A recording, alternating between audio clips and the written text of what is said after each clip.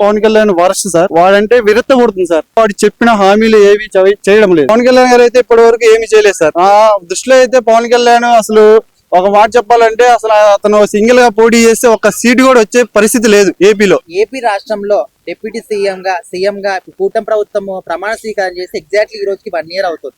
So మరి ఆ రోజుకి ఈ రోజుకి డిఫరెన్స్ ఏ విధంగా కనిపిస్తుంది? ఆ రోజుకి ఈ రోజుకి డిఫరెన్స్ ఏం లేదు సార్. వాళ్ళు వచ్చిన కాంచి చేసింది అయితే ఏమీ లేదు. ప్రజలకైతే ధర అనేది అంటే పంటలకి కావాల్సిన ధర అయితే లేదు సార్. ఫస్ట్ ఆఫ్ ఆల్ అసలు ముందు వాళ్ళు ఇచ్చిన హామీలు అనేది ఒక్కటి నెరవేర్చలేదు. మెయిన్ గా పవన్ కళ్యాణ్ అయితే 30,000 మంది అమ్మాయిలు మిస్సింగ్ అన్నారు. కానీ ఆ మిస్సింగ్ అయ్యారు కానీ ఒక్కను కూడా తీసుకురాలేదు. అప్పుడు ఛాలెంజ్ చేశారు జగన్ గారితో, వాళ్ళతో అందరితో ఛాలెంజ్ చేశారు. కానీ అందరితో ఓట్లు వేయించుకున్నారు. కానీ ఏమీ చేయట్లేదు సార్. అతనైతే ఇప్పుడు మరి వాళ్ళని తీసుకురావాల్సిన బాధ్యత అయిందే కాబట్టి మరి ఇప్పుడు 1 year అవుతుంది, ఇంకా ఏం చేశారని అడుగుతున్నాం. వాళ్ళు ఏమి చేయట్లేదు సార్. ఇప్పుడు